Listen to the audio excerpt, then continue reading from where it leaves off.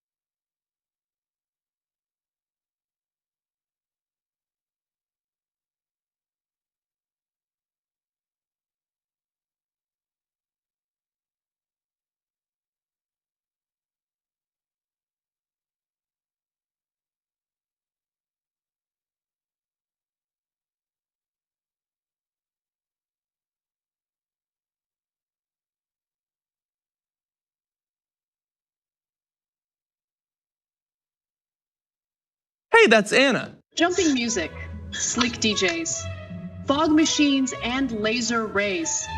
Look out, weekends, cause here I come. Because weekends were made for fun. Look out, weekend, cause here I come. Because weekends were made for fun, fun, fun. I work hard every day. It's all work and no play. With the boss on my back, he don't give me any slack. I sit down, I daydream of how my weekend's gonna be. Girl, I wish you would.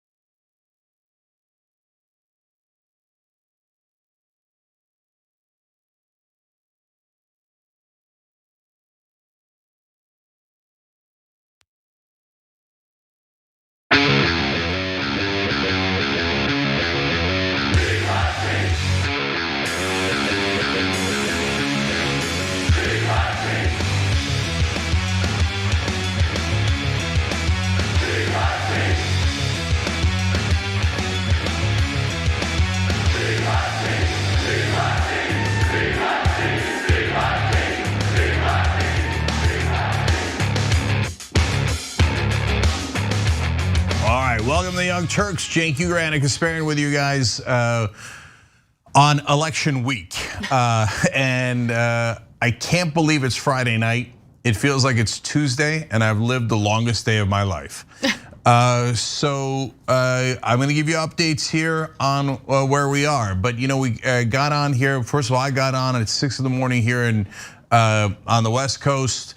Then we got on here all together, me and John, then me and Anna at 8 a.m. Pacific time. And we told you all the relevant news of the day. And then the news stopped as soon as we got off air. I don't know if they were trying to do us a favor. And the news is about to pick back up because Biden is gonna speak soon. And there's some chance that now that we're getting close to prime time, the ratings will be high enough for the networks to call this election, which I called it 6 a.m. Pacific, because there's overwhelming evidence that it is over. So I don't know if they're waiting because they're cowards and worried about what Trump's gonna say about them, or if they're waiting because they just wanna get more money by going in prime time. We deliver the news to you when we have the news, and not when it's convenient or to Republicans or to corporate media. So Decision Desk HQ also called it in the mornings about the same time that I did. And now look, guys, I was clear with you in the morning, I'll be clear here. We don't have a room full of statisticians in the back, so I'm not saying my call is an official call, etc. right? But so what am I basing it on? Let me be, and I'll clarify in terms of where we are right now. There's 4 states that are at play here. North Carolina hasn't moved at all. I don't know what they're doing. They're leaning Trump, so nobody talks about North Carolina. Alaska apparently is gonna take however long they're gonna take, it doesn't matter. It's very, very, very likely Trump, right? So if they're Trump, it doesn't matter because Trump has to pick up almost all of these states, right? So the 4 relevant states, and I'll go in order for you guys.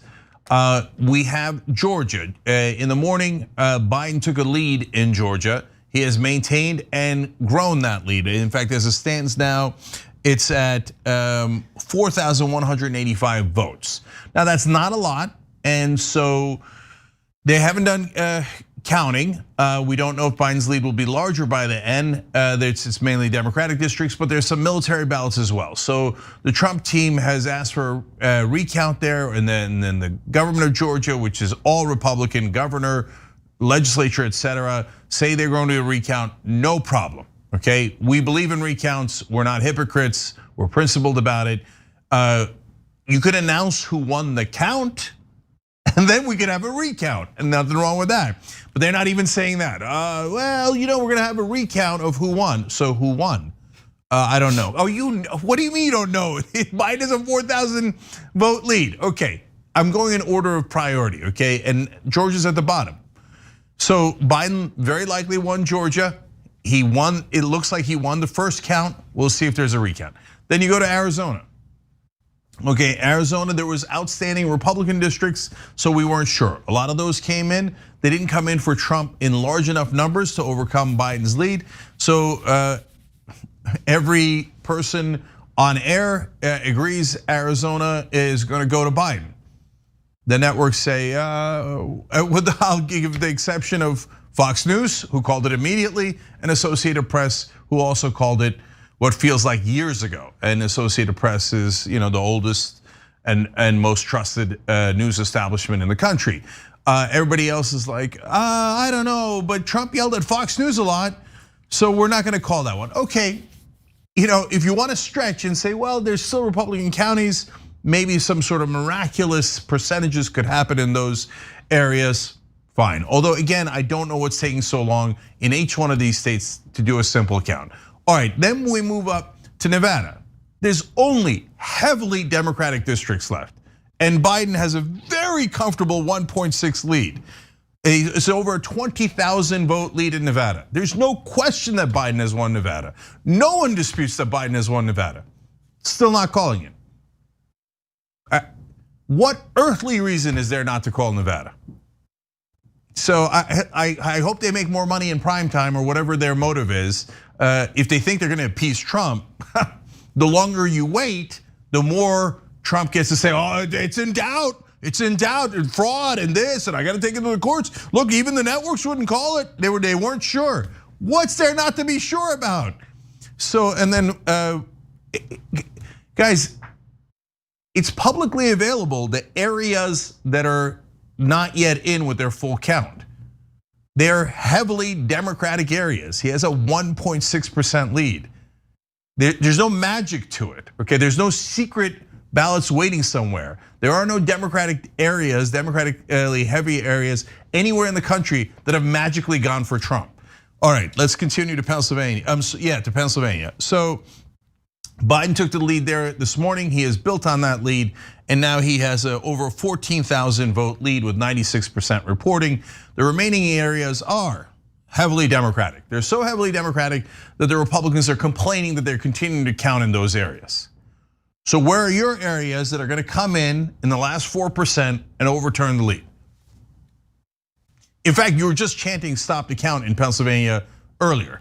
So do you want him to stop the count? Because now Biden's leading.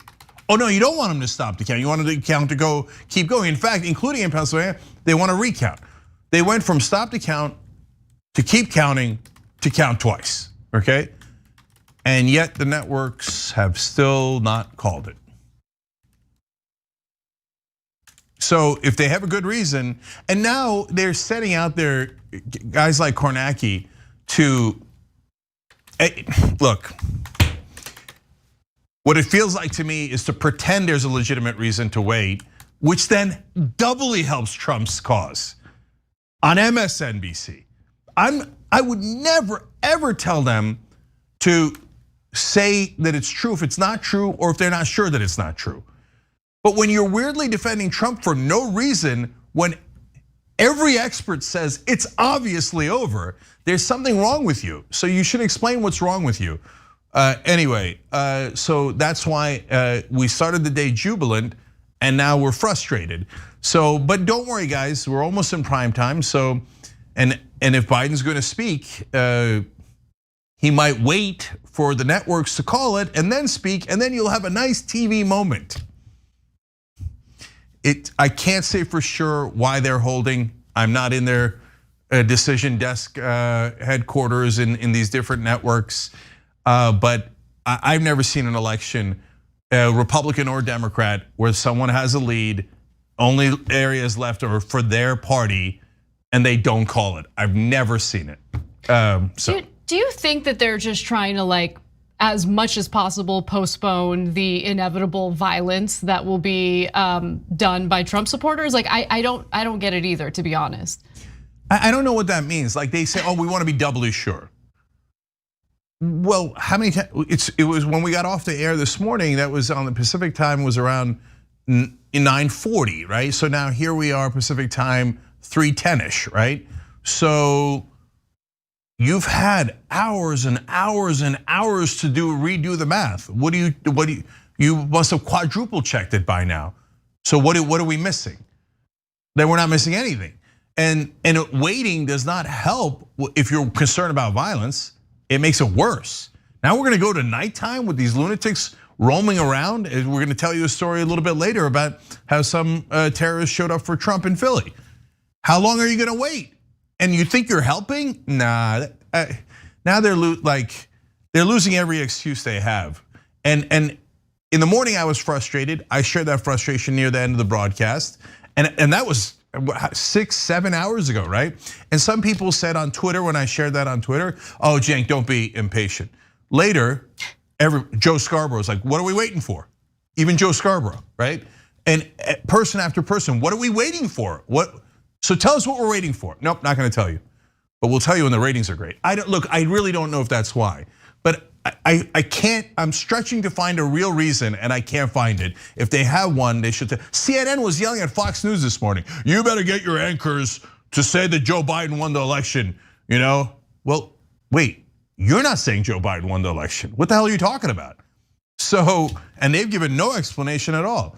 So anyway, that's the current state in terms of the vote and the unwillingness of the media for some reason, or most of the media, to admit the super obvious. But we do have a show that is both fun at times, as you'll see. It actually is two of my favorite political quotes of all time just happened. They're awesome and hilarious. One is from a Democrat, and one's from a Republican. You'll enjoy those.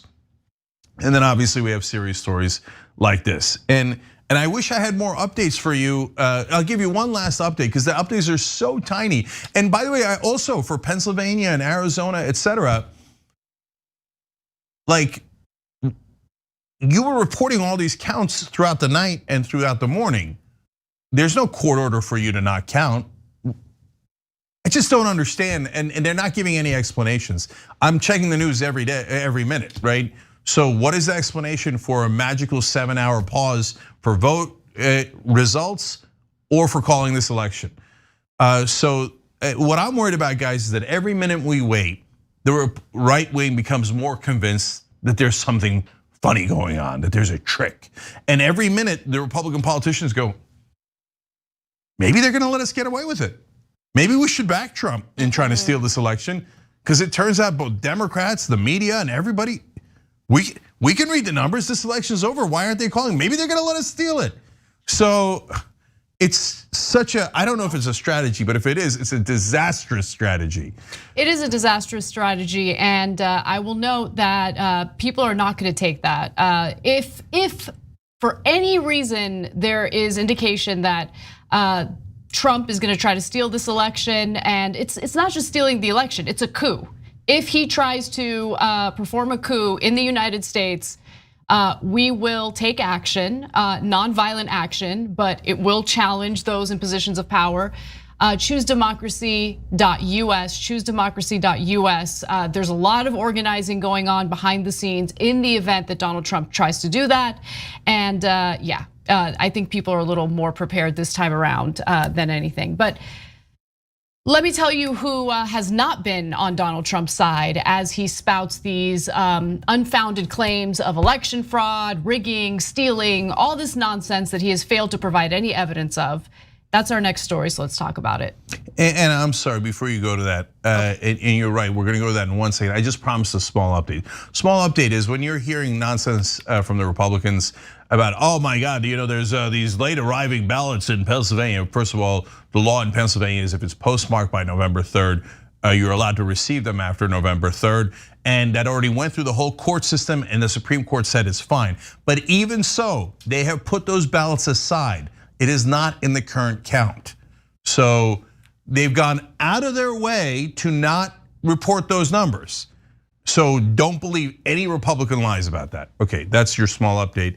And let's go to and in fact, we'll talk about some of that in the court's story you're about to do. Well, as Donald Trump handcuffs himself to the Resolute desk and pretends as though there was election fraud, which led to Joe Biden winning over Trump. Of course, that's unfounded, no evidence of that. Luckily, there have been some Republicans who have come out to essentially disagree with Trump and say that there's no evidence of election fraud. So let me be clear. We've announced here at TYT that Joe Biden is the president-elect. He has won this election fair and square. And here is what Representative Adam Kinzinger had to say about it. He says, if you have legit concerns about fraud present, if you have legit concerns about fraud, present evidence and take it to court. Stop spreading debunked misinformation. This is getting insane. He's not the only one. You also have Governor Larry Hogan, who's a Republican from Maryland. He says there's no defense for the president's comments tonight, undermining our democratic process. And Senator Mitt Romney from Utah, who is also a Republican, of course, says Trump is wrong to say the election was rigged, corrupt, and stolen. Trump's claim damages the cause of freedom here and around the world and recklessly inflames destructive and dangerous passions. And Senator Pat Toomey says there's simply no evidence anyone has shown me of any widespread corruption or fraud. The president's speech last night was very disturbing to me because he made very, very serious allegations without any evidence to support it. Now, that doesn't mean that there aren't Republicans who are defending Trump and his ridiculous allegations. In fact, let's take a look at this mashup. The worst in the country right now is Philadelphia, Pennsylvania, where they're not allowing the election observers in. There's the process of observing an election that's being violated. Philadelphia elections are crooked as a snake. Why are they shutting people out? Because they don't want people to see what they're doing. There's a reason they're defying the law. The reason you don't want observers there is because you're doing something you don't want to be observed. President Trump won this election, so everyone who's listening, do not be quiet. The Attorney General this afternoon issued an order that federal agents could carry guns in the pursuit of people who are breaking the law.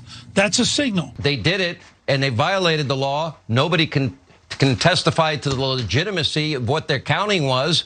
Oh, what, a do-over in that state? It is partisan, it is political, and it is lawless. And we're seeing this pattern in Democratic city after Democratic city. They don't abide by the law and they don't allow observers in as the law calls for.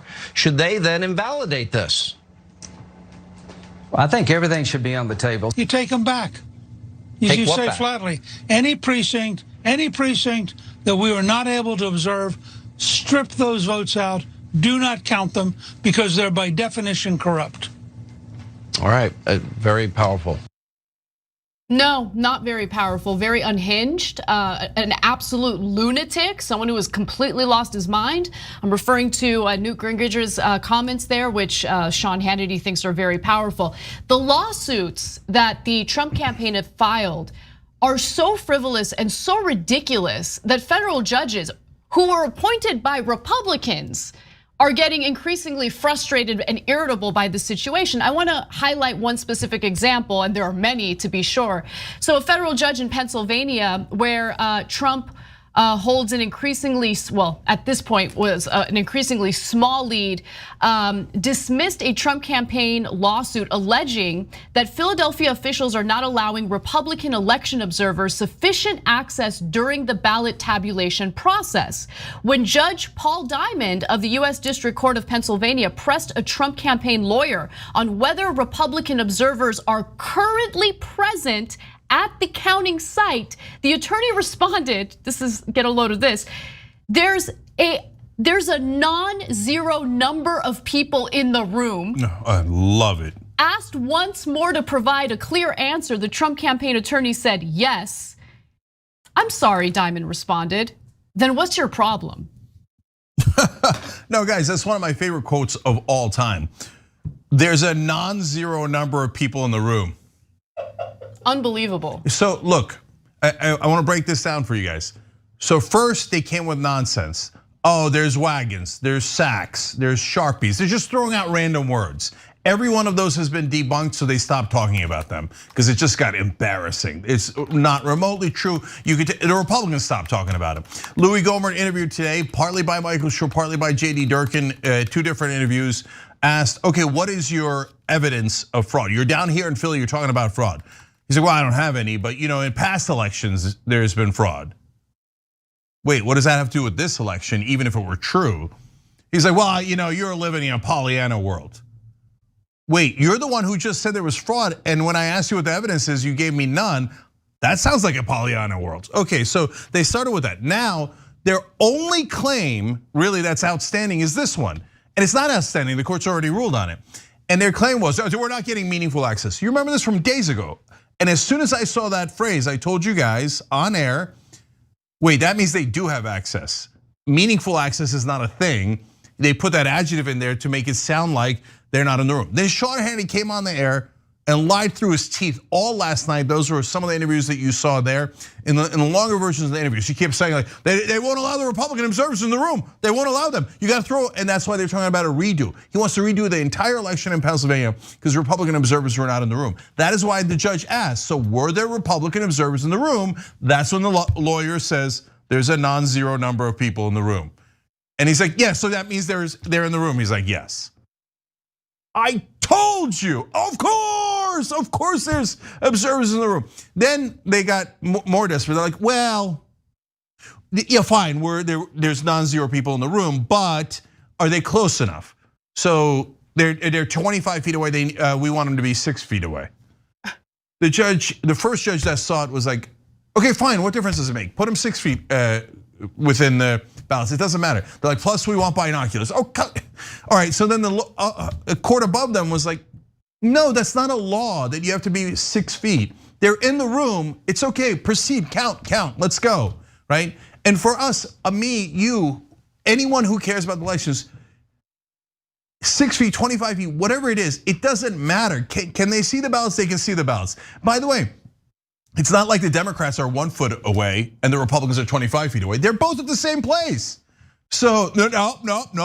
I want 7 feet, 8 feet, 9 feet. So they're in the room, there's no question about it. So when you see Sean Hannity saying that there weren't Republican observers, it is a 100% lie, and he knows he's lying, and Fox News knows he's lying, and Ted Cruz knows he's lying, and Lindsey Graham and Newt Gingrich, they all know that they're lying, and they do it anyway, and they rile up their idiotic viewers who eat that stuff up. Oh, they won't they cheated. They wouldn't let the Republicans in the room. We gotta go to Philly. And now, of course, they caught somebody who went to Philly with weapons, okay? And so that's what Fox News is up to. Their reporters every once in a while say it before they get the memo to stop talking and saying facts. But on the ground in Philly, Fox News reporters said there is absolutely no evidence of fraud that has been presented by anyone. And then at night, Tucker Carlson and Sean Hannity come on and they're like, oh, fraud, and then they lie. These court proceedings are not secret, they're not private, they're public. You can go read for yourself what was said in the court. And so the reality is there has been no allegation of actual fraud.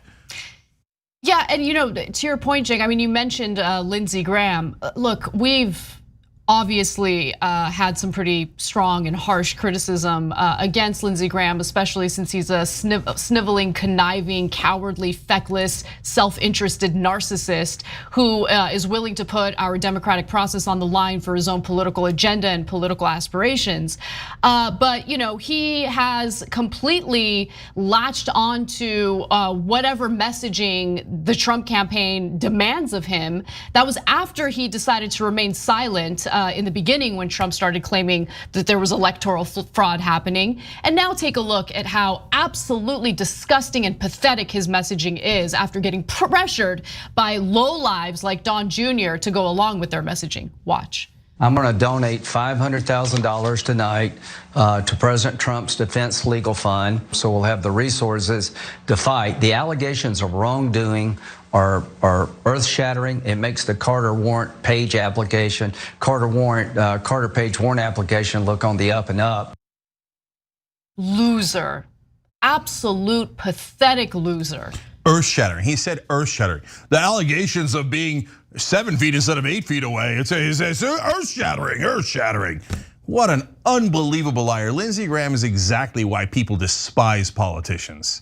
So now look, you look at every single thing that they tried. In every case, it's comical. In Georgia, they're like, oh, this is an outrageous thing that they're doing. How many votes does it affect? By the way, it's not, and the court said no. How many? 53 votes. Okay, even if it were true, it would be entirely irrelevant. All of these elections are decided by thousands of votes. So they have absolutely nothing. And the longer these networks wait to call it, the more it seems like it's a legitimate question as to whether there's something wrong going on. I mean, even the New York Post has the right take on what's going on right now. Let me give you 2 headlines. Headline number 1, Donald Trump Jr. calls for total war in clueless tweet. Headline number 2, downcast Trump makes baseless election fraud claims in White House address. It's amazing. It's amazing when even the New York Post is better than Lindsey Graham, and that's saying something. And with that said, look, what is the? Of course, Trump wants to try to steal this election, right? But what is the impact of the kind of rhetoric we're hearing from Trump and his loyalists? Well, it leads to violence. It leads to the supporters showing up to vote counting locations with the intention of intimidating people, with the intention of stopping the count. And here's an example out of Pennsylvania.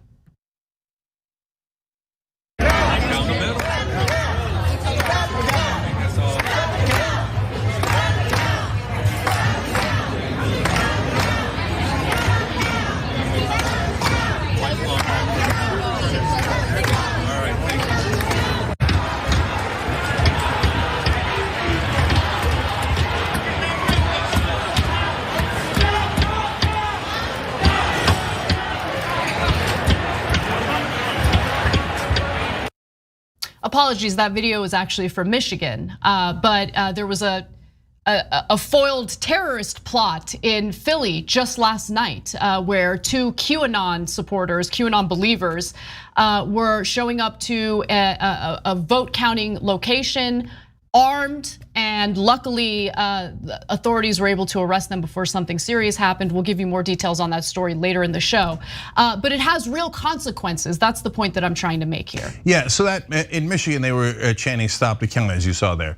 Later, they pleaded with Michigan to keep counting when Biden took the lead in Michigan. So in Pennsylvania, it got more absurd. They said, stop the count, stop the count. Biden took the lead. They're like, keep counting, keep counting. It's a joke. I mean, they're a joke, but it got worse. How could it get worse? Now they're saying we need a recount of Pennsylvania. So now they're chanting count twice, count twice. Okay, they're not actually, to be accurate, they didn't send the supporters back out there to chant count twice. They might have reached a threshold of absurdity, but that is their contention in court. And what's great, and that's why Jonathan Turley, who's a legal expert supporting Donald Trump, supported him in his impeachment testimony, came out this morning. He's like, you're ruining your case because now you're going to go to court and tell them to do you're going to ask for a recount. But earlier you went to court and asked them to stop counting. So they're going to ask you, which one is it, Mr. Trump? Do you want them to stop counting? Do you want them to keep counting? Or do you want them to count twice? Please make up your mind. Gee, I wonder who's right and who's wrong. Gee, I wonder who won and who lost.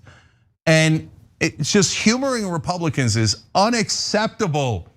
You have to call out lies for what they are, and that is clearly what's going on here. Because guys, the most dangerous thing that's still left on the table is leaving a question mark around this election for no reason when Biden has clearly won Pennsylvania and Nevada at a bare minimum. And then the right wing starts nonsense like, oh, there's fraud or et cetera, and all the things that we just explained to you. And then as soon as there's an issue, the way the cable news drives the rest of the news is, well, now we're debating it. Now MSNBC says this and Fox News says that. And all of a sudden it's debatable. And the minute it becomes debatable, the Republicans win the debate because the Democrats cower, the media cowers, and I'm worried that we're in the middle of that now. So for God's sake, just have clarity. Yeah. And so it doesn't take much. I mean, why isn't every network reading the same things that we just read you? Where Republican lawyers say there's a non-zero number of people in the room. Why aren't they showing a clip of Sean Hannity pretending there wasn't Republicans in the room and then playing that quote and calling Sean Hannity what he is, a liar? They're afraid and they're worried about Republican reaction. That is political correctness. That is not factual correctness. Do your job. We got to take a break, but when we come back, I'll give you the details on that foiled plot by Trump supporters at a vote counting location. So come right back. More details on that and more.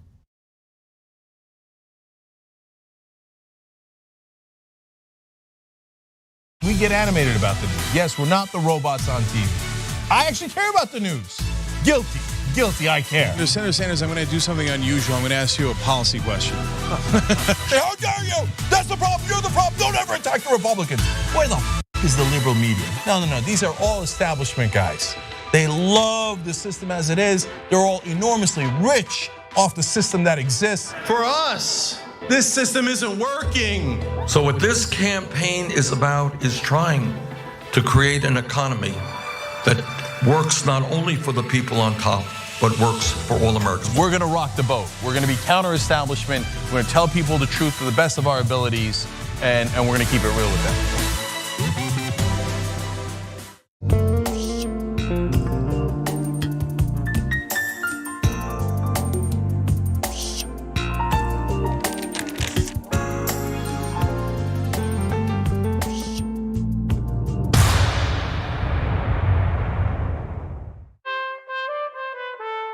It's winter, and it's cold this time of year, isn't it? Well, it might feel chilly, and the wind might bite at your nose. Maybe you want to snuggle up with a hot chocolate, or wrap up warm and wear your biggest coat. But in the grand scheme of things, our earth is too hot, and it's getting even hotter. Our seasons are getting confused. Lots of birds are nesting earlier, and spring flowers are coming out too soon. This is what climate change looks like. It's affecting so many of the things we love, both here in our own backyards and around the world. But we have hope because we know that together we can protect them if we act now and everyone does their bit. So this Christmas, give a gift of love and show the world you care. How in the world are you going to get the right to vote if you don't already have the right to vote? That's impossible. Reason they tell you things are impossible is because they don't want you to try. It only took 7 years for that to get an amendment to get a right to vote. Does this result in millions upon millions of Americans losing their coverage? And we've been waiting to find out, and now we know, yes, it will cut millions. Public education was supposed to be the way to equalize everyone regardless of their socioeconomic status. But if you come from a family that's poor, how are you going to afford grade school for your kids? This fight is about fairness and morality. It's about the American values. You think that black people all across the country, in every city, were all lying when they said the police abuse us and the police kill us when they should? No, of course they weren't lying. Yes, it does happen. Yes, they do get targeted more. Why are we going to put immigrants in prison for 5 years, which American taxpayers have to pay for, if we're so concerned with immigrants using up our so-called resources? We're gonna do both. We're gonna fight Trump and we're gonna fight the establishment. It's not that hard. Yes, you can do both at the same time. Go tell them.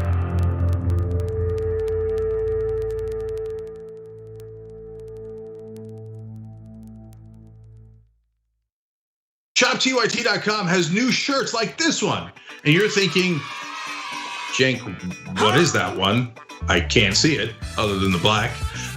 Yes, so I'll show it to you.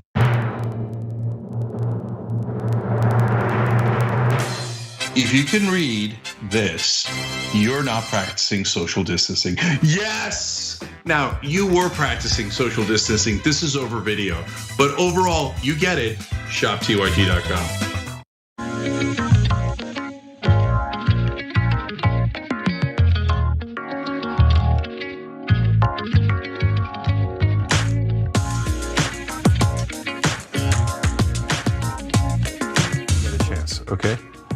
All right, back on the Young Turks, Cenk and Anna with you guys. So we've got a lot of stories for you, obviously, with the election happening now, and no updates on the vote count since we last shared it with you. And we do have an update. Biden's going to speak at 8 o'clock Eastern. So we'll see if the networks decide to call it right before then. Maybe they will, maybe they won't. So we actually have more news on why they're not calling it in a little bit. So let's get to it. Anna, what's next? All right.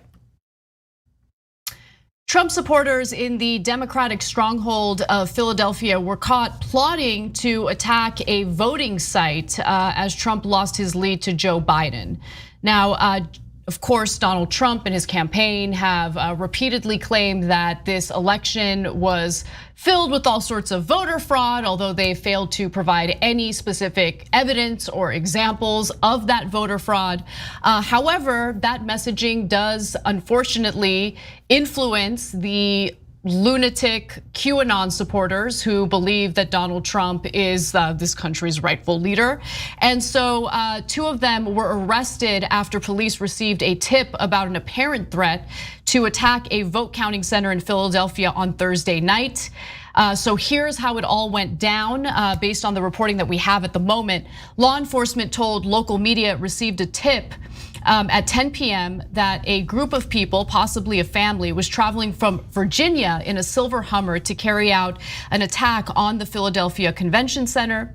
2 bicycle officers approached the men. Each man was carrying a firearm, and another weapon was found in that Hummer, in that vehicle, which they admitted does belong to them. A search revealed the men didn't have a license to carry a firearm in Pennsylvania, so each man was arrested. Let me be clear, these are people who don't even live in Philadelphia. They traveled from Virginia to Philadelphia to attempt to carry out this terrorist attack. This is what terrorists do in dictatorial regimes. And the identities of the 2 men have just been released and reported by the Washington Post. One of the men is in his 40s, the other one is in his 60s, but it doesn't matter. What matters here is that these are QAnon conspiracy theorists who support Trump, who believe the nonsense that's coming out of Trump's mouth. Ronna McDaniel, the head of the RNC today, held a press conference claiming that a whistleblower came out and informed them that there was fraud taking place. Again, these are claims that should go through the courts. And to be absolutely clear, some of these accusations have already been heard by federal judges who are growing increasingly irritable by the nonsense that they're bringing forward with absolutely no evidence whatsoever. In one of the cases in Philadelphia, a Trump campaign lawyer argued that the poll workers in Philadelphia are not allowing them to watch as they tabulate. And when the judge asked, okay, well, are there any people from the campaign, any Republicans watching the poll workers? They said that there was non-zero people there watching. And the judge asked for clarification, and finally the lawyer had to admit that, yeah, we actually did have someone watching. And so the judge is like, well, then what's your problem? Why are you here? So it's not just Donald Trump. We told you earlier in the show about Sean Hannity pushing out total lies and conspiracy theories. Lindsey Graham, Ted Cruz, Newt Gingrich, they're all on there. They're all talking about fraud that does not exist. Every story we've already debunked. And they full well know that they're lying and they're doing it. And then Louis Gohmert. So Louis Gohmert's asked by JD Durkin at Cheddar, do you have any evidence of fraud? He says no, but there might have been in past elections. So that's why it's so important that we tell you that there's fraud here. Okay, then Michael Schur asks Louis Gohmert, so what do you think is happening here? So Cenk, not to interrupt you, but we actually have that video if you'd like to go to it right now. Yeah, let's watch the JD Durkin one, and then the Michael Schur one is even worse, but let's watch this first. What is the allegation of fraud? Have you seen the evidence? You can have different kinds of evidence, and when somebody says, I voted and my vote was not counted, and here are the names of lots of other people that voted for Trump and their votes were not being counted, you got a problem. But that's not all. Have you seen any of that evidence yourself? I'm hearing about the evidence from people that have. So concerning at all to sort of fan the flames of this argument that there's fraud happening without you yourself, an elected member of Congress, having seen that fraud? We need the proof shown in court. But obviously, you're in a Pollyanna world and you don't see the destruction of this little exercise of freedom. I mean, I don't have the evidence, but you live in a Pollyanna world. And so fanning the flames. And Michael Schur, in this case, was reporting for WGN. They haven't aired it yet, but I know with certainty from not only Michael, but from the network that Gohmert said, I blame Black Lives Matter and Antifa. What's he talking? Blame them for what? You haven't even presented any evidence. I blame them for a non-specific fraud because they're black people. It's a racism 101 to blame black people for crimes they didn't commit, and in this case, that don't even exist. And lo and behold, look at that, domestic terrorists show up to start shooting people. Hey, I don't know, I was just egging people on. It's called stochastic terrorism. I didn't ask Bob to show up. I just said, there's something terrible going on here. They're stealing something from you. You might want to do something about it. And remember your Second Amendment rights and all that rhetoric that the Republicans and the right wing normally use. And now you spray in, Black Lives Matter, Antifa, there's fraud, go get them. And lo and behold, a van full of QAnon people show up. Yeah. Super dangerous. Yeah, and so how do we know they're QAnon people? I think it's important to be clear about that. Video footage of the vehicle, the Hummer that belonged to them, showed it covered with stickers promoting the baseless QAnon conspiracy theory, as well as associated slogans such as the Great Awakening and where we go one, we go all. An American flag also hung from the back of the car. By the way, how ironic is that? An American flag as you're showing up to a location where poll workers are counting ballots and your whole intention is to harm them physically with the weapons that you're carrying. They were armed with AR-15s, by the way, if you're wondering what kind of weapons. And here are some images of what their vehicle looked like. What they're doing to the flag is a crime, right? I don't mean a physical crime, I mean a symbolic one. I mean, Anna's 100% right. Look at the irony of that. I'm an American, so I believe we shouldn't count votes and I should murder anyone who does. No, you missed the whole point of the country. Well, I should be the one in charge and brown and black people should be underneath me, okay? You missed the whole point of the country. All men are created equal. And yes, you might have missed a couple of amendments in there somewhere. So look, these specific folks who got arrested, they'll go through the court system. We'll find out what their insane motivations were, and we'll find out why they brought AR-15s. If you're wondering why we keep calling QAnon people lunatics, it's because they are. Yeah, if you don't know any of those conspiracies, count yourself lucky, but I'm gonna have to tell you now so that you know that, hey, it's not like, hey, we have a political disagreement, hey, they voted for that congressman and we don't agree with that congressman, or hey, they're in favor of more deregulation and we're not, etc. No, they believe that the top Democrats in this country are running a child sex trafficking ring, and some portions of them also believe that they're using child sacrifice, having child sacrifices, and then I guess they're doing something with the blood. Do I have to keep going? And there's some sort of transfer of fluids, and that's really vital to this. I don't know if they came to stop the transfer of fluids from the child sacrifices, or if they got all riled up about the vote count and how somehow that's connected to pizza. So these are the lunatics that Donald Trump said, well, they strongly care about child molesters. Meanwhile, Donald Trump said that he wishes well for the top, most renowned, infamous child molester in the country right now, Ghislaine Maxwell. She's the top aide of Jeffrey Epstein. She's under arrest, and Trump's like, I wish her well. I wish her really well. Meanwhile, these lunatics are like, the guy who says the child molester is awesome is the good guy who's trying to stop the child molesters. That's why I got to go kill someone. Okay, you see someone with a QAnon sticker or whatever, don't talk to them, just move away, leave them alone. They belong in an insane asylum, and they're likely to cause nothing but trouble because they can't form rational thoughts. By the way, QAnon also believed that Trump was and Robert Mueller initially and Trump were working in cahoots to expose these child molesters. When Robert Mueller said nothing of the sort, they didn't change their mind. When Donald Trump, after 4 years, didn't arrest anyone, in fact, the only person who was arrested, he said, I wish her well. It didn't change their mind. Why? That's why we call them lunatics. They're not attached to reality. And so when they show up with AR-15s, that is very serious. And in this case, great job by the authorities, credit where credit is due, in stopping these guys before they went in the building. All right, we got to take a break. When we come back, I have a breaking news story for you regarding how some of these efforts by Trump are unfortunately beginning to work. We'll be back.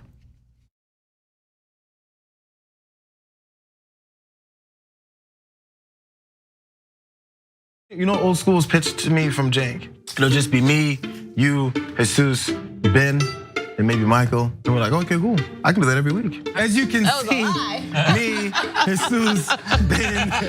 When you make the order, it says, don't exceed $20.01. So I'll just order literally anything to get it as close to that as I possibly can. I'm sorry that I ordered $45 worth of food and got an email saying, sir, would you like to rethink that? What are you talking about? I was in hell. I was just like, oh my God, the theater's empty, nobody's here. Everyone on screen keeps f***ing cursing. Why did I let this happen? And the whole thing looks like it was shot through a glass of milk. My mom's gonna be so mad. If you're looking for a heart attack, the short way, baby. Wrong. I did put mayonnaise on it. I'm the most in shape, overweight person you'll find. That's right. He was like, why didn't you answer my call? I called you 39 times. Yuck. But what makes you stop right before 40? You know, what makes you say, nah, man, I ain't doing that no more. I'm cool. And I called you back on the air. And I was like, okay, Kevin Smith, big shot. What the f, you said you'd come on and you didn't come on. I'm sure I took that very well. Yeah, you did. You called me back the next day and said, I thought it was 7 a.m. There's now deep fake porn. I don't know if you guys have heard of this. I heard of it. I just had some in the car. I'll tell you who I'm not f***ing, Ben Mankiewicz. Have you guys ever felt that? Not ever. And now it's just the three of us. This is the intimate hour. By the way, the last half hour of this, we're not even rolling. Fair enough. Easily. See, I watch movies. I'm done with both of you. Once Greg starts laughing, I can't stop. And I was just gonna ask you about getting high. Snoogans, Snoochie Boochies. And members, of course, you can get the whole damn thing. TYT.com, join and free trial. I'm old school with the old folks. Good. John, come back.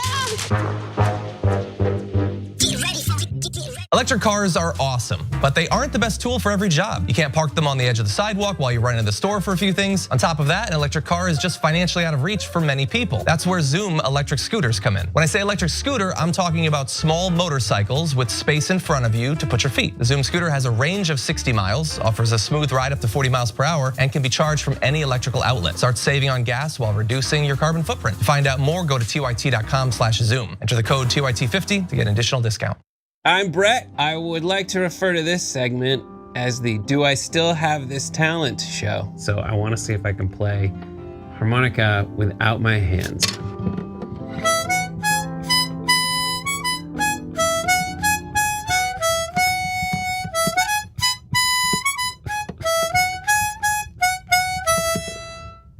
I don't know why I have that. Nothing's gonna be more impressive than that. I can also spin a basketball on my finger. While drinking. I'm gonna spin a basketball on my finger while drinking apple juice. You can do this, dude. It's also flat. I don't know if that helps or hurts. And it seems to be somewhat wobbly. Ta-da!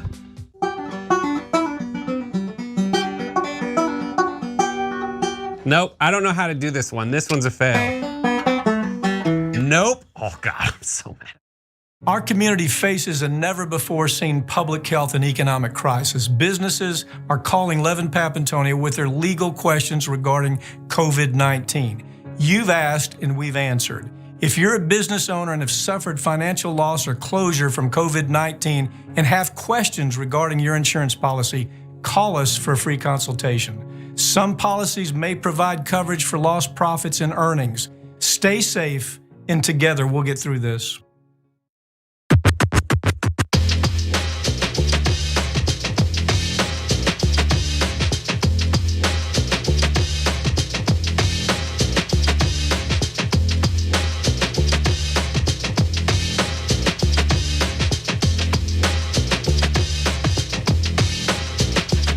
back on the Young Turks. Cenk Uygur, Anna Kasparian with you guys, and you as well, because you're part of this show. So let me read a couple of member comments here. Jenny Penny says the Republican legislators and many voters not only have their own perception of truth, they also have their own language. Frightening. That's right. From now on, I'm a non-zero person. Jenkins Skinny Jeans writes in, I hear Pelosi will be writing a strongly worded letter to Trump if he continues to incite chaos. Indeed. Trump is probably trembling over it. She came out earlier today and said that President-elect Biden will have a strong mandate. Okay, and everybody's like, "Ooh, she's so strong." Okay, anyway, and Seb Chick on Super Chat makes an interesting point. Right now, Trump is losing Georgia by the same number of Republicans that died in Georgia due to COVID-19. Will he ever realize his mistakes? Well, I mean, the answer to that is obvious, never. And I don't know that those two things are connected, but it's a shame how many people have died overall. By the way, we broke another record yesterday. 118,000 cases in one day, top number of cases, not just in America, but in the world. Again, with this record incompetence on coronavirus, the Democrats could barely beat Donald Trump. Want to give a shout out quickly to our Twitch audience. Yeetwood Mac gave 5 subs, Trima FM gave 5 subs, and Dutycoff 28 gave 100 subs. So thank you to all of you guys looking out for each other. And St. K's, Dutycoff 28, and The Box Life also sub themselves. And if you have Amazon Prime, by the way, it's free to do it, to have a subscription on Twitch for us, but we get the revenue anyway, so it's a win-win for everybody. And speaking of win-wins, I want to do a quick shout out to our sponsor, Plant Your Change. Plants trees for you guys. If you want to hook up your credit card or your debit card to this account, you go to tyt.com/trees and get the details. But basically, they round up every dollar for you. When they do, no matter how big or small those cents are, they plant a tree for you guys, so you get to feel great about helping to contribute to the solution to climate change in the world. So tyt.com/trees to check that out. And if you're signing up on YouTube by hitting the join button below, or you're signing up on Twitch or anywhere else, we try to put your names and sometimes your comments as well in the ticker below. So check that out as well. Thank you guys. You make this show possible. All right, Anna, what's next? Flood of breaking news. So. This one's a doozy. As we know, Donald Trump seems to have no interest in conceding to the fact that he lost this election. Joe Biden has won, he is the president-elect. But according to Vanity Fair, and this is a literal headline by Bess Levin, Trump plans to barricade himself in the Oval Office and refuse to come out if Biden wins. He has told those closest to him that he refuses and will not concede. Donald Trump is not reasonable and he has no dignity. So instead, he's decided he'll keep fighting this thing well beyond the point that it's hugely embarrassing to do so, writes Vanity Fair. And even after that fails, refuse to acknowledge that he lost and that Joe Biden is going to be president. Trump apparently thinks he can just go on being president, even if the American people have fired him. According to CNN, Trump reportedly has not prepared a concession speech. It's amazing. And in conversations with allies in recent days, he has said he has no intention of conceding the election. And in the meantime, the Trump campaign is playing all sorts of games in their attempt to steal this election. In fact, Zachary Cohen from CNN tweets the following, and bear with me as I read this thread. The GOP member of a vote review panel in Gwinnett, Georgia, repeatedly argued Friday that write-in ballots for Mike Pence as president should count for Donald Trump, the group's Democratic representative tells me. The GOP panel member objected 5 to 6 times when write-in ballots for Pence were brought before the group, claiming those voters intended to vote for the Trump-Pence ticket, and therefore they should count for Trump. The argument was overruled each time, this person said. The source also tells me that the GOP review panel member in question was brought in during Friday's session to replace the original person who was serving as the party's representative. They called the swap disconcerting. Okay, so let me comment on those one at a time. So if you bothered to write in Mike Pence, your intention was to vote for Mike Pence. It's not remotely unclear. Basically, you're saying, I'm a Republican. I like Pence, who's a good, solid right-wing evangelical Republican. I can't bear to vote for Donald Trump, who's at the top of the ticket, so I'm writing him in. Okay, but I don't have to read your intentions. Your intentions are actually irrelevant. You wrote Mike Pence. That's who you voted for. Why are they sending in guys like this? Just to gum up the works, just to delay the proceedings, challenge every single thing. It doesn't matter how absurd it is. So that's an attempt to thwart the actual results of the election. Now, to the earlier story about barricading himself in, I don't know if you got the memo, Trump, so I'll just show it to you so you're clear, okay? You're fired, okay? You're fired. That's the memo. So that's on shoptyt.com. And so, but you know what? Every time I say it, I get angrier at the networks. Biden right now, as we stand here, New York Times website, has a 1.8% lead in Nevada, over 22,000 votes. The only remaining districts are Democratic districts. What are you waiting for?